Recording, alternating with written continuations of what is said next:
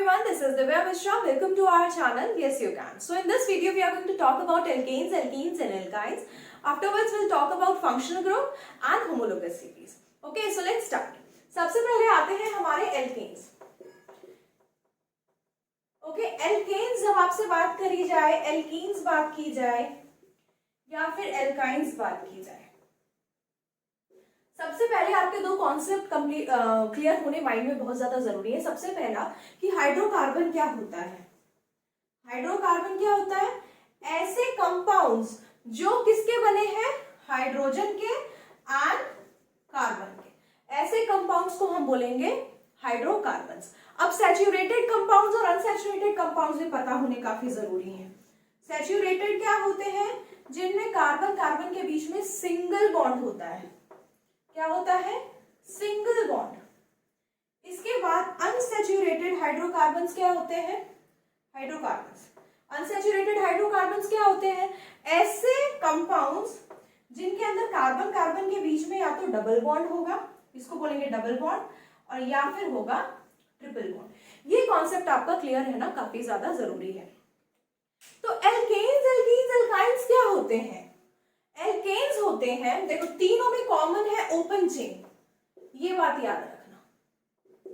Open chain, इसमें भी open chain याद रखो एक वर्ड, और इसमें भी ओपन चेन याद रखो. तो ऐसे हाइड्रोकार्बन ऐसे सैचुरेटेड कहो, ऐसे सैचुरेटेड हाइड्रोकार्बन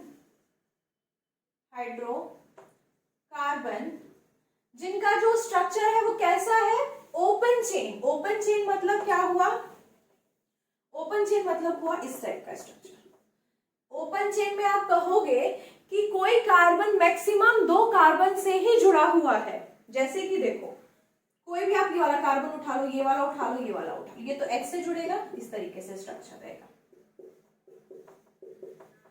ऐसा सैचुरेटेड मतलब क्या? कार्बन कार्बन के बीच में सिंगल बॉन्ड. दूसरा, हाइड्रोकार्बन होना चाहिए. हाइड्रोकार्बन मतलब कार्बन और हाइड्रोजन से मिलके बना होगा. तो क्या होगा? और सबके बीच में सिंगल बॉन्ड होगा. और एक पॉइंट और जुड़ जाता है, वो कौन सा? कि ओपन चेन होनी चाहिए. खुले खुले होने चाहिए कार्बन. उसका स्ट्रक्चर ओपन होना चाहिए. कोई भी कार्बन मैक्सिमम 2 कार्बन से ही कनेक्टेड होना चाहिए. उसके सिर्फ कार्बन के साथ 2 बॉन्ड्स बनने चाहिए. ठीक है, उससे ज्यादा नहीं बनने चाहिए. आप कोई भी कार्बन इस स्ट्रक्चर में उठाओ और देखो, मैक्सिमम वो 2 कार्बन के साथ बॉन्ड बनाएगा. ओपन चेन का स्ट्रक्चर आप ये समझोगे. ठीक है. अब एल्कीन्स क्या होता है? ऐसा ओपन चेन स्ट्रक्चर, ऐसा अनसैचुरेटेड हाइड्रोकार्बन जिसकी ओपन चेन हो और साथ में अनसैचुरेटेड है तो डबल बॉन्ड या फिर ट्रिपल बॉन्ड. एल्काइन होगा तो ट्रिपल बॉन्ड. ये भी अनसैचुरेटेड हाइड्रोकार्बन, अनसैचुरेटेड हाइड्रोकार्बन रहेगा. तो क्या हो गया? ऐसे अनसैचुरेटेड हाइड्रोकार्बन जिनका स्ट्रक्चर ओपन चेन है और उसके अंदर कैसा बॉन्ड है? ईन मतलब डबल बॉन्ड है. तब वैसे स्ट्रक्चर को हम क्या बोलेंगे? कि वो एल्कीन्स हैं. जैसे कि ये स्ट्रक्चर ओपन चेन होगी. देखो, कोई भी कार्बन 2 कार्बन से ज्यादा से अटैच नहीं है. देखो, ये कार्बन कितने कार्बन से अटैच्ड है? 2 कार्बन से अटैच्ड है. ठीक है. तो क्या हो गया? तो ऐसी ओपन चेन स्ट्रक्चर जिसके अंदर डबल बॉन्ड होगा, उसको आप बोलोगे कि वो एल्कीन्स है. ठीक है. एल्काइन्स किसको बोलोगे? ऐसा अनसैचुरेटेड जिसके अंदर कार्बन कार्बन के बीच में कैसा बॉन्ड होगा? ट्रिपल बॉन्ड होगा. ट्रिपल बॉन्ड होगा वो क्या होगा? अनसैचुरेटेड होगा, मतलब इसमें तो ट्रिपल बॉन्ड है तो आइंस हो जाएगा. और अनसैचुरेटेड होगा वो हाइड्रोकार्बन होगा और उसका स्ट्रक्चर कैसा होगा? ओपन चेन स्ट्रक्चर होगा. ठीक है. सब आपस में एक दूसरे से जुड़े होंगे. ठीक है. तो अनसैचुरेटेड में तो एल्कीन्स और एल्काइन्स आ जाते हैं, लेकिन सैचुरेटेड में 2 आते हैं. एक तो एल्केन्स आ जाते हैं, एक आ जाते हैं साइक्लोएल्केन्स. साइक्लोएल्केन्स मैं आपको बता देती हूँ. साइक्लोएल्केन्स क्या होते हैं? साइक्लोएल्केन्स होते हैं कि कार्बन की, अभी तक हम क्या बोलते हैं कि एक चेन लाइक स्ट्रक्चर है, चेन में कोई भी कार्बन मैक्सिमम कितने कार्बन से जुड़ा हुआ था, 2 कार्बन से। तो वो जो चेन थी वो आपस में जुड़ गई एक पॉइंट पे जाके, एक पॉइंट पे जाके वो उसी वाली चेन, एक कॉर्नर का, मतलब मान लो एक चेन है, उसका एक कॉर्नर ये दूसरा कॉर्नर होगा ना, एक पॉइंट होगा जहां पे वो चेन एंड कर रही होगी, तो वो चेन जाके एक दूसरे से ही, उसको किसी कार्बन से जुड़ना था तो वो अपने ही साइड वाले कार्बन से जुड़ गई है। जैसे कि एक ये क्या नाम है, एक रॉड समझ लो या कुछ भी समझ लो, तो उस तरीके से इसको क्या किया, इस वाले ये मुड़ी इस तरीके से और अपने ही उसके साथ कार्बन के साथ इसने बॉन्ड बना लिया। तो क्या बन गई, एक चेन लाइक स्ट्रक्चर, एक रिंग बन गई इस तरीके से। ये जो बॉन्ड, ये जो दिख रहा है आपको, ये सब यहाँ पे कार्बन है, ठीक है, ये सब क्या है, कार्बन है यहाँ पे, ठीक है। अब रिंग बनाने के लिए मैक्सिमम कितने कार्बन चाहिए, 2 कार्बन की आप रिंग बना सकते हो नहीं, तो एटलीस्ट कितने कार्बन चाहिए, 3 कार्बन चाहिए, ठीक है। ये बात समझ में आ गई कि मुझे अगर चेन बनानी है तो मुझे एन, एटलीस्ट एन क्या है, नंबर ऑफ कार्बन, मुझे कम से कम चाहिए 3 मिनिमम, और फिर 4 कार्बन की भी बन सकती है, 5 कार्बन की भी बन सकती है, 6 कार्बन की भी बन सकती है, ठीक है। अब आप बोलोगे मैम, अब एक क्वेश्चन मैं आपसे पूछती हूँ कि अगर मैं आपको नंबर ऑफ कार्बन एटम्स बता दूं और मैं आपको बोलूं कि मुझे 4 कार्बन मतलब ब्यूट का मुझे एल्केन बना के दिखाओ, मतलब ब्यूटेन बना के दिखाओ, तो आप फॉर्मूला मुझे बता पाओगे? क्योंकि आपकी जस्ट बिगिनिंग है ऑर्गेनिक केमिस्ट्री की, तो आपको स्टार्टिंग में इश्यू आएगा, ठीक है। या फिर मैं आपको बोलूं मुझे 4 कार्बन का आप एल्कीन बना के दिखाओ, या मुझे 4 मतलब ब्यूटीन बना के दिखाओ, या 4 कार्बन का ये एल्काइन वाला बना के दिखाओ स्ट्रक्चर, मतलब ब्यूटाइन बना के दिखाओ, तो आप बना पाओगे? बना पाओगे। लेकिन आपके जो प्रॉब्लम है उसको थोड़ा सा इजी करने के लिए इन सब का एक जनरल फॉर्मूला आता है, जिससे कि अगर मैं आपको बता दूं कि नंबर ऑफ कार्बन 5 कार्बन का मुझे बना के दिखाओ स्ट्रक्चर एल्केन, तो आप वो फॉर्मूला पुट कर दोगे, आपको H, नंबर ऑफ H अपने आप पता चल जाएंगे। तो वो क्या है फॉर्मूला, देखो एल्केन्स के लिए है CnH2n+2, एन यहाँ क्या है, नंबर ऑफ कार्बन। साइक्लोएल्केन्स के लिए क्या है, CnH2n, एन यहाँ पे क्या है, नंबर ऑफ कार्बन। एल्कीन्स के लिए क्या है, CnH2n, सेम साइक्लोएल्केन के लिए और एल्कीन्स के लिए सेम है। एल्काइंस के लिए क्या है, CnH2n-2, ये बात याद रखनी है आपको। अब मैं जैसे एक आपको सबका एप्लीकेशन करा देती हूँ। जैसे मैंने आपको बोला कि भाई मुझे 4 कार्बन का बना के दिखाओ, 4 कार्बन मतलब ब्यूट और एल्केन बना के दिखाओ, तो आप क्या बोलोगे, ब्यूटेन, तो मतलब उसमें कितने होंगे, 4 कार्बन। तो मैं यहाँ पे पुट करूंगी C4, 4 कार्बन, तो N की जगह 4 पुट कर दूंगी, मतलब कार्बन कितने हैं, 4 हैं। अब 2 × 4 मैंने N लिया है, तो मुझे किससे करना पड़ेगा, 4 से, और प्लस करना पड़ेगा, ये ऐसे करो, ब्रैकेट में डालो इसको, और प्लस क्या करना पड़ेगा, 2, तो C4, तो क्या हो जाएगा मेरा यहाँ पे C4H8, और ये +2 हो जाएगा, ये वाला 4 2 सा 8, और फिर +2 करेंगे तो C4H10। अब मैं आपको स्ट्रक्चर बना के दिखाती हूँ 4 कार्बन के। देखो किस तरीके की स्ट्रक्चर बनेगी, देखो 1 2 3 4, अभी तक कितना था। अब मैं चेक करती हूँ कि क्या ये फॉर्मूला ठीक है कि ये फॉर्मूला गलत है, ठीक है, चेक कर लेते हैं। अब कार्बन होता है टेट्रावेलेंट, कार्बन का आपको क्या करना पड़ेगा, इसकी टेट्रावेलेंसी को सेटिस्फाई करना पड़ेगा, अब हम करके दिखाएंगे। ये कार्बन ने सिर्फ एक बॉन्ड बना रखा है, तो कितने कार्बन से जोड़ देंगे, हाइड्रोजन से जोड़ेंगे, 3 से जोड़ दिया। अब देखो ये वाले ने 2 बॉन्ड बना रखा है, इसको कितने से जोड़ेंगे, 2 से। अब इसने देखो 2 बॉन्ड्स बना रखे हैं, कितने से जोड़ेंगे, 2 से जोड़ेंगे, तो 2 हाइड्रोजन से बना दिए। क्योंकि ये हाइड्रोकार्बन है तो हाइड्रोजन और कार्बन के ही तो बने होंगे ना, इसलिए मैं हाइड्रोजन जोड़ रही हूँ यहाँ पे, ठीक है। और यहाँ पे किसने सिर्फ एक बॉन्ड बना रखा है, तो क्या होगा, मेरे को 3 हाइड्रोजन जोड़ने पड़ेंगे। अब नंबर ऑफ हाइड्रोजन गिनो कितने हैं, 1 2 1 2 3 4 5 6 7 8 9 10, कितने हो गए। फॉर्मूला क्या बना था, C4H10, तो आपके लिए क्या हो गया, अब आपको एक बार, वैसे तो आप जैसे जैसे प्रैक्टिस करोगे आपको अपने आप ये चीजें याद हो जाएंगी, बट एज ऑफ नाउ आपके लिए ये हो गया है आसान। आपको क्या याद रखना है कि अगर मुझे नंबर ऑफ कार्बन कोई आपको बता दे और आपको बोले कि बताओ इसका फॉर्मूला क्या होगा, तो चाहे वो पेंटेन दे दे, चाहे वो हेक्सेन, चाहे हेप्टेन, चाहे ऑक्टेन, आपको कुछ दे देगा, आपको क्या पता होना चाहिए, सिर्फ नंबर ऑफ कार्बन, जो आपको मिथ, इथ, प्रॉप, ब्यूट ये सबसे पता चल जाएगा। और एन अगर उसमें लिखा हुआ है मतलब सिंगल बॉन्ड बनाना है, तो कार्बन कार्बन के बीच में सिंगल बॉन्ड बना दोगे, उतने कार्बन बिछा दो, टेट्रावैलेंसी कंप्लीट कर दो, तो स्ट्रक्चर इस तरीके से बन जाएगा। लेकिन फॉर्मूला निकालने के लिए this is the easiest way, ठीक है। अब साइक्लोहेक्सेन में भी ऐसे ही करेंगे, जैसे CnH2n का फॉर्मूला डालोगे, पुट कर लेते हैं, छोटा सा ही बना लेते हैं, बहुत बड़ा नहीं बनाते, छोटा सा बना देते हैं, डस्टर लेके रखती हूँ एक, जैसे CnH2n है, मैंने छोटा सा बना लेते हैं, जगह कम है, C4 बना लेते हैं, चलो यहाँ सब C4 का ही बना के चलेंगे, ठीक है। C4 मुझे सिर्फ पता चल, मैंने बोला कि मुझे साइक्लोएल्केन है तो मुझे साइक्लोब्यूटेन बना के दिखाओ, तो आपने क्या सोचा, साइक्लो मतलब साइकिल बनी हुई है, ठीक है। ब्यूट मतलब 4 कार्बन की साइकिल है, एन मतलब सबके बीच में कैसा है, सिंगल बॉन्ड है, जैसे मैं लिख दूं यहाँ पे साइक्लोब्यूटेन, साइक्लोब्यूटेन बना लिया। साइक्लो का मीन्स क्या, कि साइकिल है मतलब रिंग बन रही है, ब्यूट मतलब 4 कार्बन, एन मतलब सारे कार्बन के बीच में सिंगल बॉन्ड, ठीक है। तो मैंने साइक्लोब्यूटेन बनाने के लिए सबसे पहले 4 कार्बन लिए और चारों को रिंग में डाल दिया, बात खत्म।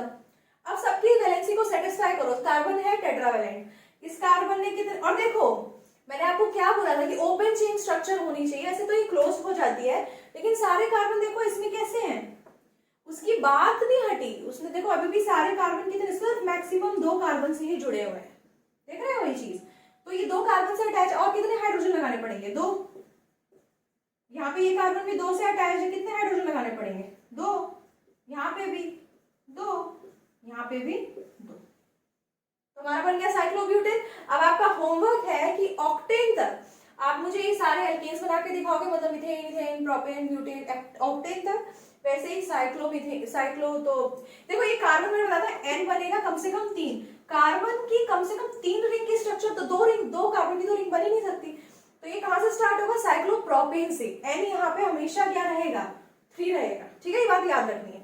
तो साइक्लोप्रोपेन, ब्यूटेन, और आप मुझे बना के दिखाओगे ऑक्टेन तक, मतलब आप लोग घर पे ही काम करोगे। अब हम आ गए अपने एल्कीन्स पे। एल्कीन्स का फॉर्मूला मैंने आपको बताया कि CnH2n।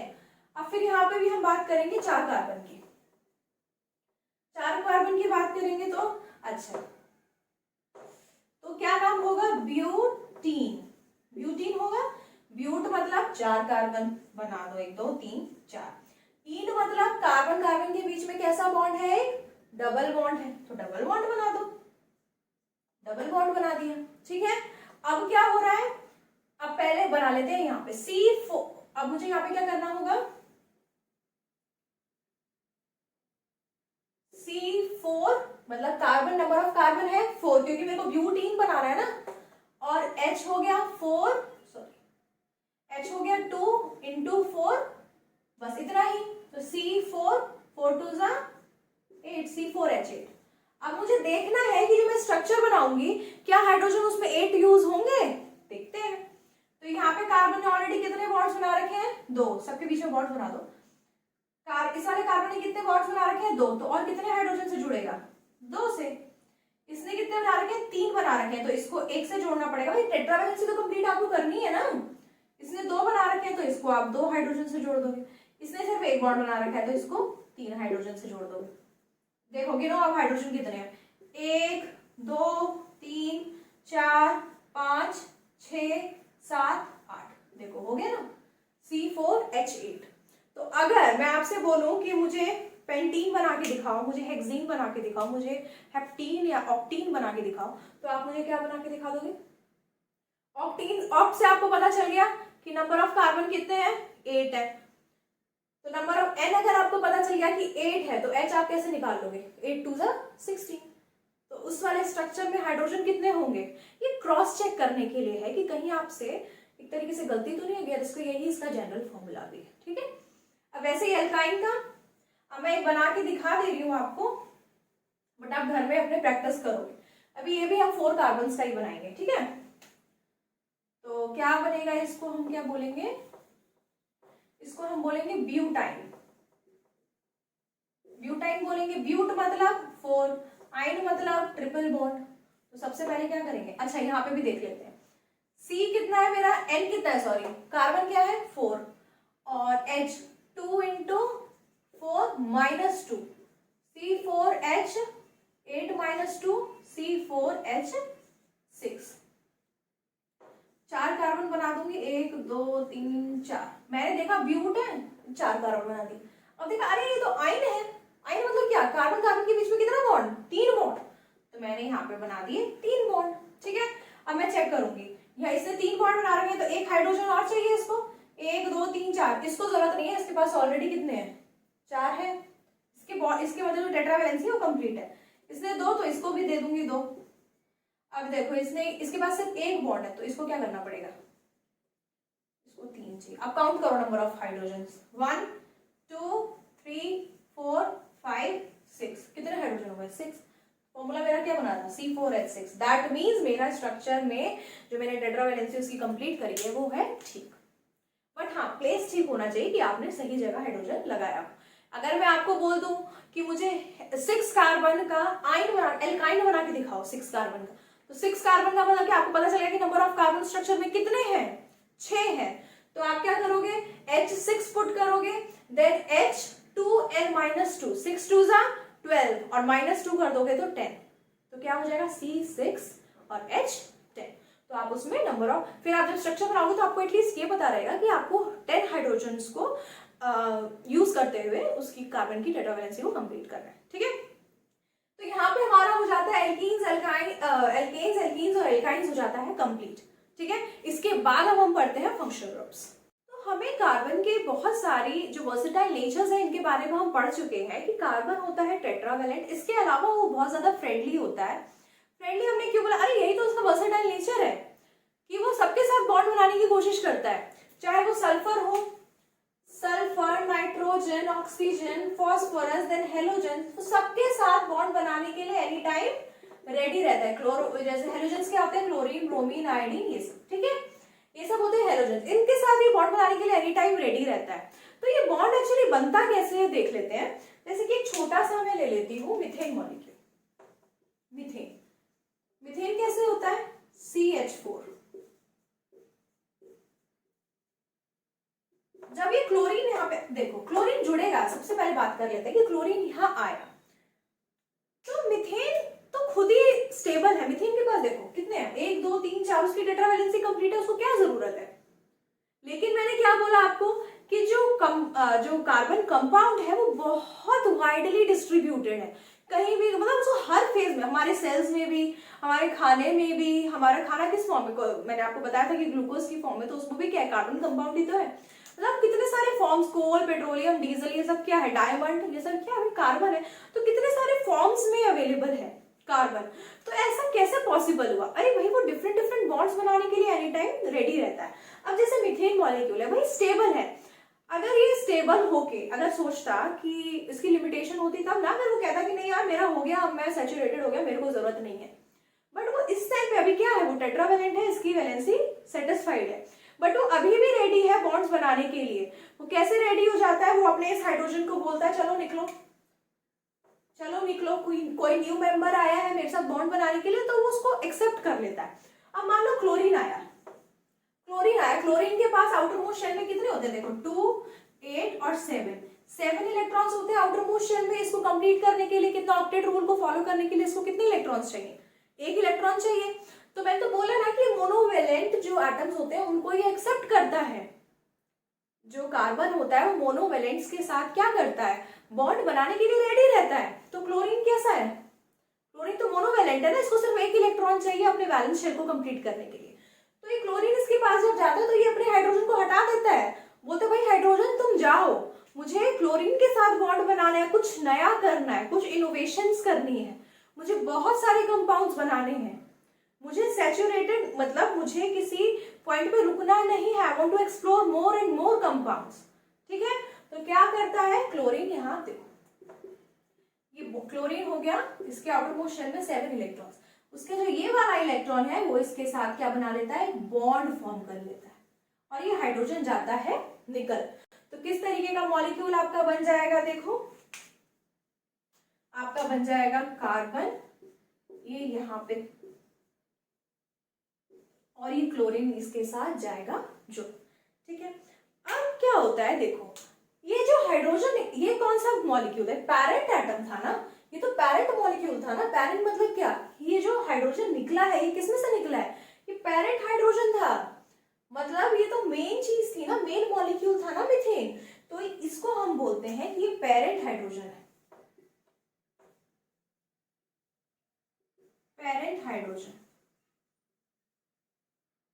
पैरेंट हाइड्रोजन है। अब जो ये क्लोरीन जुड़ा है, ये जो क्लोरीन है इसको हम बोलते हैं हेटेरो एटम, हेटेरो एटम। आपने पढ़ा होगा कि होमो क्या होता है और हेटेरो क्या होता है। देखो होमो हमने पढ़ा है कि जो मतलब होमोजीनियस जब हम पढ़ते हैं तो मतलब इक्वल है। यहाँ पे देखो होमोस मतलब होमो तरीके का कुछ दिख रहा था आपको, सारे के सारे हाइड्रोजन थे एक जैसे से, बट यहाँ पे क्या है, क्लोरीन ने आके उसको क्या कर दिया, डिस्टर्ब कर दिया। तो हेटेरो वर्ड हम कहाँ यूज करते हैं, जहाँ पे थोड़ा सा चेंज होता है, सब चीजें सिमिलर, सब चीजें एक जैसी नहीं होती। तो यहाँ पे सब चीजें एक जैसी नहीं है, क्लोरीन क्या आ गया, एक बाहर से उठ के आ गया, तो उसको हम इसलिए बोलते हैं हेटेरो एटम। अब एक बात सोचो कि अपना इसने इतना स्टेबल मॉलिक्यूल, मीथेन भाई स्टेबल है, उसको क्या जरूरत थी इतने पंगों में पड़ने की, उसको क्या जरूरत थी क्लोरीन के साथ बॉन्ड बनाने की। ठीक है भाई तुम एक्सप्लोर करना चाहते हो, बट अपनी स्टेबिलिटी को स्टेक पे रख के क्यों, अपनी स्टेबिलिटी को तो कोई स्टेक पे नहीं रखता ना, मतलब ठीक है एक्सप्लोर करना इज डिफरेंट थिंग, ठीक है, बट अपनी स्टेबिलिटी को क्यों स्टेक पे रख रहे हो। तो इसका रीजन है कि जब ये किसी के साथ बॉन्ड बनाता है, कोई हेटेरो एटम इसके साथ आके जुड़ता है, तो वो जो एटम जुड़ रहा है वो अपनी क्वालिटीज इसको देता है, ठीक है। क्लोरीन की अपनी कुछ क्वालिटीज है, वो क्वालिटीज जब इनके साथ जुड़ती है तो इस पूरे मॉलिक्यूल की, मतलब ये जो नया मेरा मॉलिक्यूल बना है CH3Cl, ये क्या है, CH3Cl जो है, इसकी जो केमिकल प्रॉपर्टीज होंगी वो अलग होंगी। देखो केमिकल प्रॉपर्टीज किन बेसिस पे डिसाइड होती है, केमिकल प्रॉपर्टीज डिसाइड होती है कि किसी मॉलिक्यूल में कैसे कैसे एटम है, उन एटम्स की क्या क्या अपनी प्रॉपर्टीज हैं, वो मॉलिक्यूल बना किन किन चीजों से है, ठीक है, तो उसके बेसिस पे आपकी केमिकल प्रॉपर्टीज डिसाइड होती हैं। बट यहाँ पे तो सब कुछ एक जैसा था, अब क्या क्लोरीन ने जुड़ के इसके अंदर क्या कर दिया, कुछ और क्वालिटीज ऐड ऑन कर दी, इसीलिए कार्बन इतना वाइडली हमारे यहाँ पे अवेलेबल है कि डायमंड में भी है, डायमंड जो इतना शाइनी है, कोल जो इतना काला है, डीजल पेट्रोल जिससे गाड़ियां चल रही हैं, और जो हम खाना खा रहे हैं glucose, that is carbon compound, जो डाइजेस्ट करके हमारा क्या कर रहे हैं, हम उससे एनर्जी यूज कर रहे हैं, और उस एनर्जी से हम क्या कर रहे हैं, सारी डे टू डे एक्टिविटीज कर रहे हैं। तो आप समझो कि इसकी जो अवेलेबिलिटी है वो कितनी डाइवर्स है, इसकी कितनी सारी अलग अलग प्रॉपर्टीज हैं जिनकी वजह से ये इतना ज्यादा क्या कहते हैं वर्सेटाइल हो गया है। तो ये इसके के साथ जुड़ क्यों रहा है, मेरे को अब आपको समझ में आ गया कि इसके साथ जुड़ क्यों रहा है, क्योंकि इसको न्यू न्यू एक्टिविटीज करनी है, इसको अपने अंदर न्यू क्वालिटीज ऐड ऑन करनी है, ठीक है। तो क्लोरीन ने आके इसकी क्या की केमिकल प्रॉपर्टीज ही पूरी की पूरी बदल दी। ये केमिकल प्रॉपर्टीज जब इसके अंदर नहीं आई है उनकी बात ही कुछ और है। जैसे कि एक मॉलिक्यूल लेते हैं,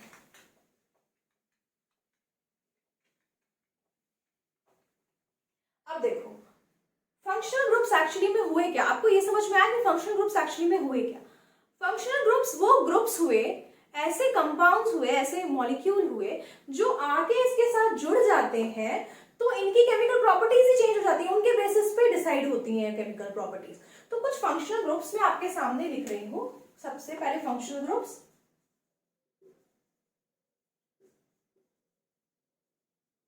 और फिर उनके नेम्स, ये आपके एनसीईआरटी में है तो पढ़ना काफी जरूरी है।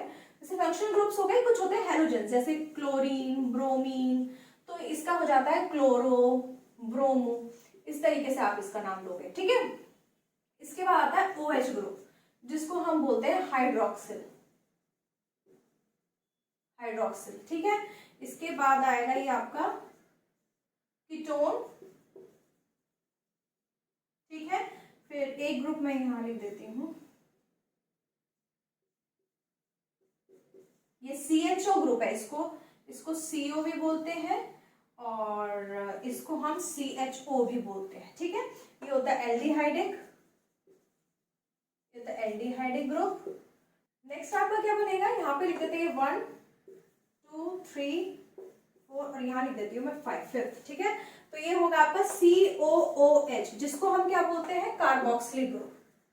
यहीं पे लिख देते हैं COOH, कार्बोक्सिलिक ग्रुप, ठीक है। इसको हम बनाएंगे किस तरीके से, एक OH, एक डबल बॉन्ड O और यहाँ पे कार्बन की 4 टेट्रावैलेंसी हो जाती है कंप्लीट।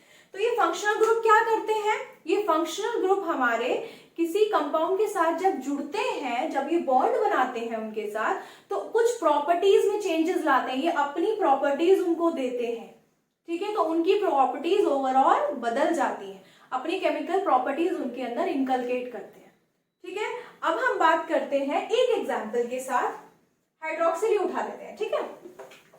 एक ग्रुप है, क्योंकि बहुत ज्यादा आपके सिलेबस में अब ये नहीं है, बट कुछ समझाने के लिए आपको थोड़ा सा मुझे एग्जाम्पल के साथ बताना पड़ेगा कि मैंने एक इथेन लिया।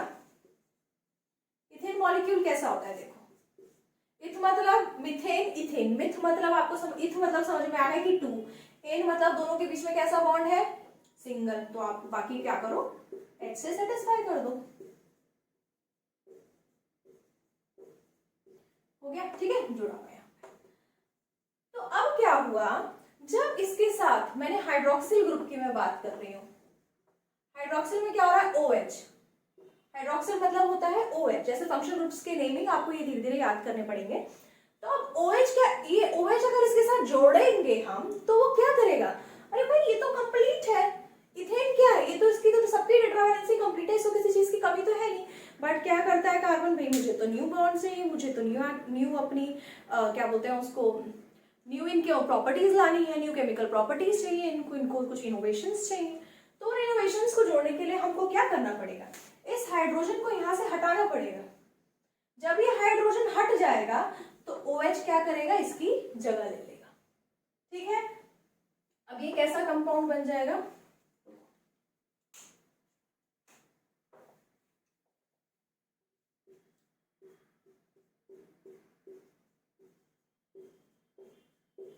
अब ये कैसा बन गया, OH, ठीक है।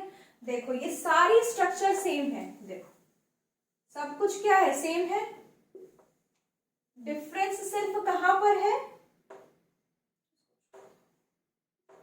डिफरेंस सिर्फ कहां पर है कि ये H है और ये OH है। इससे क्या हुआ, ये है एक इथेन और ये क्या बन गया मेरा, इथेनॉल। अब मैंने आपको बोला, देखो सबसे पहले कि मैंने बोला था कि जो ग्रुप, फंक्शनल ग्रुप इसके साथ जुड़ता है वो इसकी केमिकल प्रॉपर्टीज बदल देता है, इसको मैं प्रूफ करूंगी।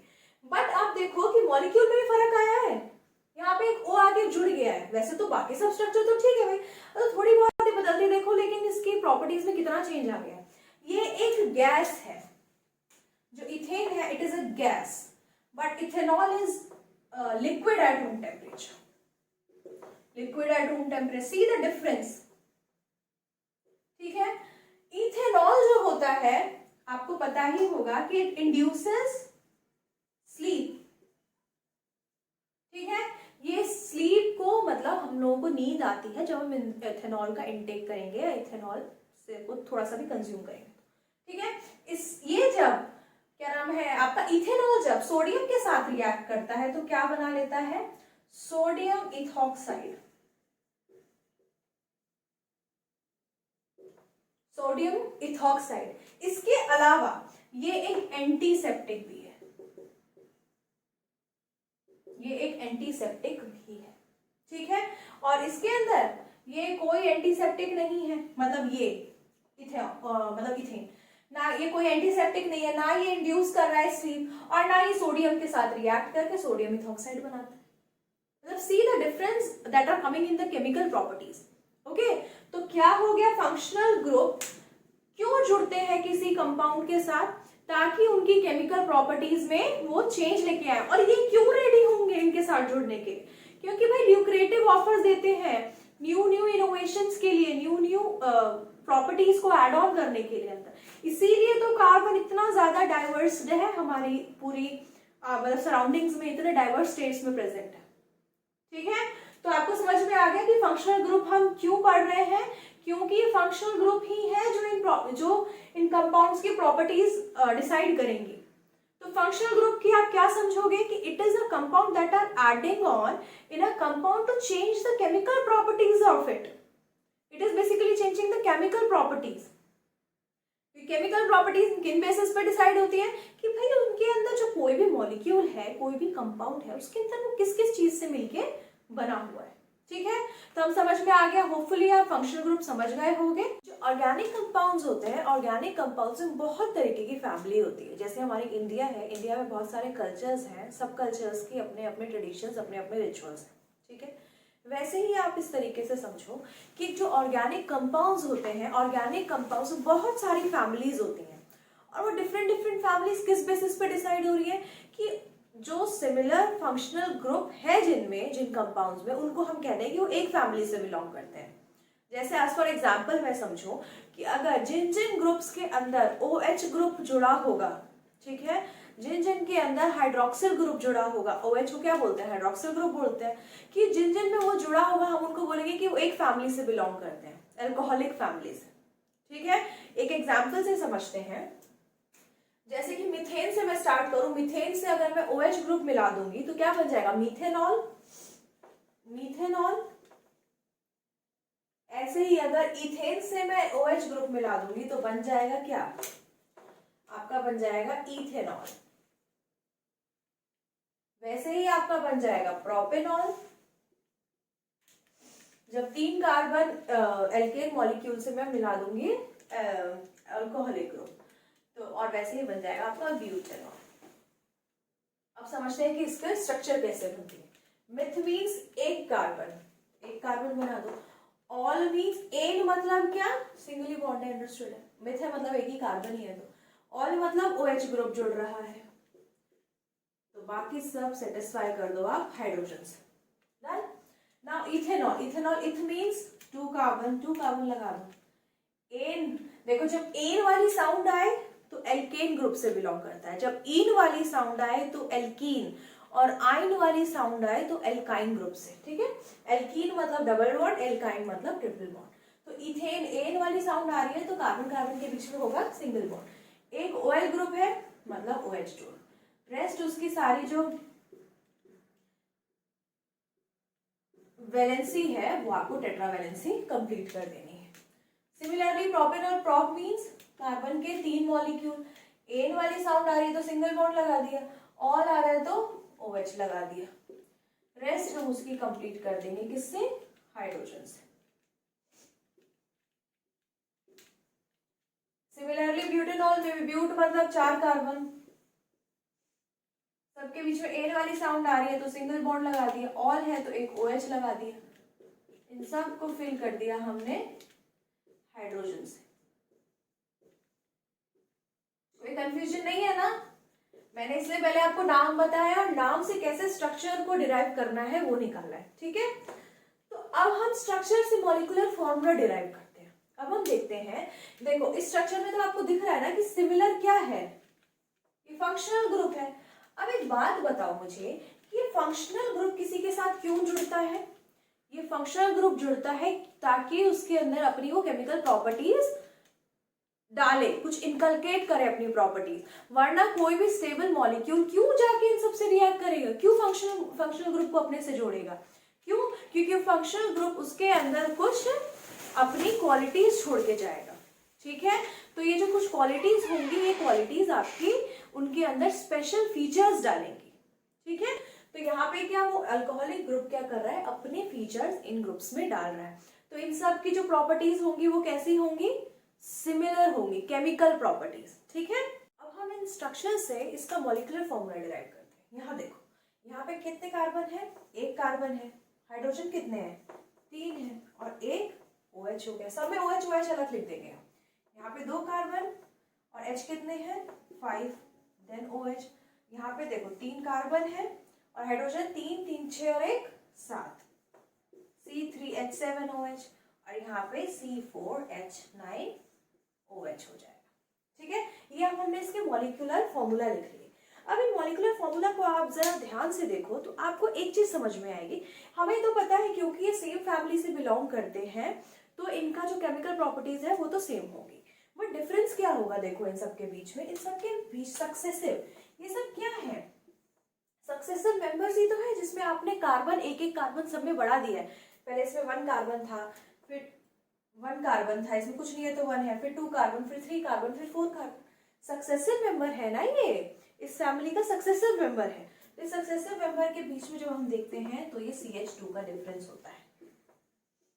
ठीक है, देखो कैसे, यहाँ पे 1 कार्बन, यहाँ पे 2 कार्बन, तो डिफरेंस कितना का, 1 कार्बन का, देन यहाँ पे 3, यहाँ पे 5, 5 माइनस 3 2, यहाँ पे 1 कार्बन, यहाँ पे 2 कार्बन, यहाँ पे 3 कार्बन, डिफरेंस 1 कार्बन का, देन 7, देन 5, तो कितना हो गया 2, again same thing, 4 minus 3 1, 9 minus 7 2, difference कितने का आ गया CH2 का, या फिर हम कह सकते हैं कि 14 यूनिट।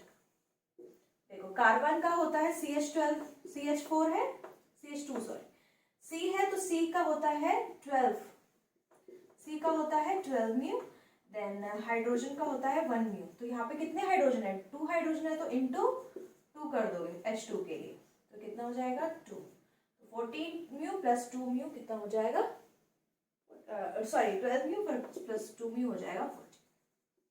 आप कहोगे CH2 का डिफरेंस है या फिर कह सकते हो कि 14 म्यू का डिफरेंस है। ठीक है, तो ये बात हो गई आपकी यहाँ पे खत्म। अब आपको ये समझ में आ गया कि मैम क्योंकि ये सेम फैमिली से बिलोंग करते हैं, ये ऐसे ऑर्गेनिक कंपाउंड्स जिनकी सेम फैमिली हो, क्यों होगी सेम फैमिली, क्योंकि similar alcohol, similar functional groups attached है इनके साथ, तो इनकी केमिकल प्रॉपर्टीज होंगी सिमिलर। ठीक है, तो अगर मैं आपको एक कार्बन का मॉलिक्यूल दे दूं, मान लो मैंने आपको CH3OH मिथेनॉल दे दिया और मैंने आपको बोला कि इसकी होमोलोगस चेन प्रिपेयर करो, तो स्टार्टिंग में आप लोगों को इश्यू आएंगे, तो इसीलिए एक जनरल फॉर्मूला भी है इसका, तो ज्यादा टेंशन की कोई बात नहीं है। इसका जनरल फॉर्मूला क्या होता है, CnH2n+1, ये जनरल फॉर्मूला होता है इसका।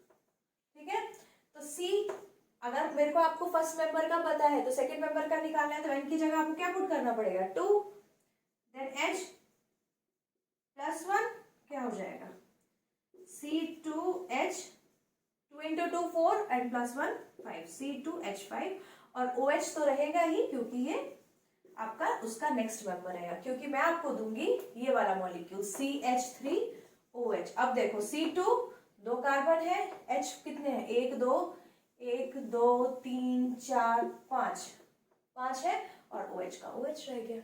अगर फिर मैं आपको बोलूंगी इसका सक्सेसिव निकालो तो क्या निकला, CnH2n+1 डालोगे तो C3, 2 into 3 plus 1, C3H6+1, तो C3H7, और OH का OH रहेगा क्योंकि ये तो फंक्शनल ग्रुप है। सिमिलरली आप निकालोगे तो इसका भी सक्सेसिव मेंबर आपका निकल जाएगा। ठीक है, इसके अलावा कुछ फिजिकल प्रॉपर्टीज में, फिजिकल प्रॉपर्टीज क्या होता है, जैसे melting point, boiling point, solubility.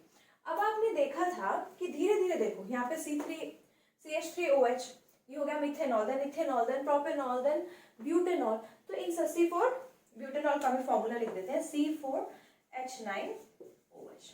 ठीक है, H9 क्यों हुआ, देखो 4 4 8 और 1 9, और ये ब्यूटेनॉल था तो 4 इसके कार्बन लगा दिए। अब आप इस वाले फॉर्मूला में भी पुट करोगे तो आपका ये फॉर्मूला आ जाएगा। अब आप एक चीज नोटिस करो, मैंने आपको बोला कि सब में कितने का डिफरेंस आ रहा है, CH2 कह लो या फिर 12U कह लो, एक ही बात, आई मीन 14U कह लो, एक ही बात है। तो अगर CH2 का डिफरेंस है तो धीरे धीरे क्या हो रहा है, मॉलिक्यूलर मास क्या हो रहा है, बढ़ रहा है। ये मॉलिक्यूलर मास अगर बढ़ रहा है तो भाई मेल्टिंग पॉइंट भी बढ़ेगा ना। अगर कोई चीज हैवी है तो उसका मेल्टिंग पॉइंट, उसका बॉइलिंग पॉइंट धीरे धीरे क्या होगा, ग्रेजुअली क्या होगा, इंक्रीज होगा। इसीलिए जो इसकी फिजिकल प्रॉपर्टी है वो जैसे जैसे आप मॉलिक्यूलर मास बढ़ाओगे, जैसे जैसे सक्सेसिवली आगे बढ़ोगे, वैसे ग्रेजुअली वो मेल्टिंग पॉइंट हो, बॉइलिंग पॉइंट हो, सॉल्युबिलिटी हो, ये ग्रेजुअल ग्रेडेशन दिखाते हैं। ठीक है, ग्रेडेशन मतलब क्या है, ग्रेड इनका बढ़ रहा है। जितनी जल्दी ये मेल्टिंग पॉइंट इसका होगा, जो इसका मेल्टिंग पॉइंट होगा, उससे ज्यादा मेल्टिंग पॉइंट इसका होगा, उससे ज्यादा इसका, देन उससे ज्यादा इसका। सिमिलरली बॉइलिंग पॉइंट में भी, बॉइलिंग पॉइंट क्या होता है? ऐसा पॉइंट जिसमें कोई चीज बॉइल होने लग जाए। तो वैसे ही इसका कम होगा, फिर उससे ज्यादा, फिर उससे ज्यादा, फिर उससे ज्यादा। क्यों? क्योंकि यार ये तो CH2 का डिफरेंस है ना, मतलब CH2 तो इसमें और ज्यादा है ना, तो उसको भी करना पड़ेगा ना मेल्ट, इसीलिए ये धीरे धीरे बढ़ता चला जाएगा। सिमिलरली सॉल्युबिलिटी में भी ये जितनी जल्दी सॉल्युबल होगा उससे ज्यादा देर में ये, फिर उससे ज्यादा देर में ये, और फिर उससे ज्यादा देर में ये, मतलब ये ग्रेजुअली क्या हो रहा है? इंक्रीज हो रहा है।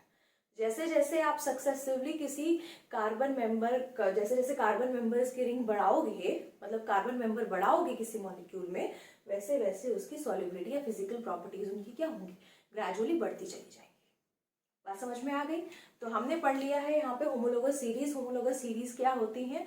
ऑर्गेनिक कंपाउंड्स के जो फैमिली होती हैं, जिनके जिनके पास सिमिलर फंक्शनल ग्रुप होता है, और उनके बीच में कितने का, उनके सक्सेसिव मेंबर्स के बीच में कितने का डिफरेंस होता है? 14U का कह लो या फिर CH2 कह लो, उसको हम बोलते हैं होमोलोगस सीरीज। अगर आपसे कोई बोले, कोई आपको एक मॉलिक्यूल दे दे और उसका बोले कि होमोलोगस सीरीज प्रिपेयर करो, तो उसके लिए आपको यहाँ पे एक फॉर्मूला दे रखा है। क्या है फॉर्मूला? तो ये आपको फॉर्मूला दे रखा है जिसमें n है नंबर ऑफ कार्बन एटम। आपको बोले कि इसका फोर्थ सक्सेसिव मेंबर बताओ, तो क्या करोगे आप उससे n की जगह 4 नंबर लिख दोगे, तो n की जगह 4 हो जाएगा। ठीक है, तो इस तरीके से आपको इसको अप्लाई करना है। तो होमोलोगस सीरीज के साथ साथ आपका ये आज का चैप्टर भी होता है खत्म। होपफुली आपको कार्बन एंड कंपाउंड अच्छे से समझ में आ गया होगा। अब हम अपने मिलते हैं next chapter. See you in the next lecture.